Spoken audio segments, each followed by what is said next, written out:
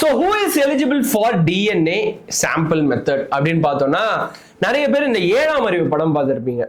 அப்படி இருக்கும்போது ஸ்ருதிஹாசன் வந்து போதி தர்மனோட அந்த டிஎன்ஏ வந்து தூண்டுவிக்கிறதுக்காக அவங்க வாழ்ந்த காலத்துல இருந்த ஒரு ரிலேட்டிவ்ஸ், அவங்க குடும்ப வழியா வந்த ஒரு ரிலேட்டிவ்ஸை கண்டுபிடிச்சு தேடி அந்த டிஎன்ஏவை ட்ரிகர் பண்ணதுக்கு ஒரு பாசிபிலிட்டி ட்ரை பண்ணுவாங்க. அதே மாதிரி தான் நம்ம டிஎன்ஏ அப்படின்னு ஒரு டெஸ்ட் எடுக்கிறோம்னா, யாரு அந்த டிஎன்ஏ டெஸ்ட் எடுக்கிறதுக்கான முதல் முக்கியமான ஆள் அப்படின்னு பாத்தீங்கன்னா ரிலேட்டிவ்ஸ், கூட பிறந்தவங்க.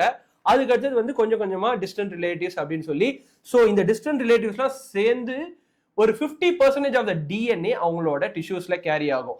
ஸோ அப்படி பார்க்கும்போது இதை வச்சுதான் அவங்க வந்து இந்த பர்டிகுலர் ரிலேட்டிவ்ஸ் இல்ல இந்த பர்டிகுலர் ஜெனட்டிக் கோட் வந்து இவங்களுக்கு மேட்ச் ஆகுது, இந்த ஹியூமன்ஸ் தான் இவங்க கூட இருந்திருக்காங்க, இவங்க தான் இவங்களோட ரிலேட்டிவ் அப்படின்னு சொல்லி மேட்ச் பண்ணுவாங்க.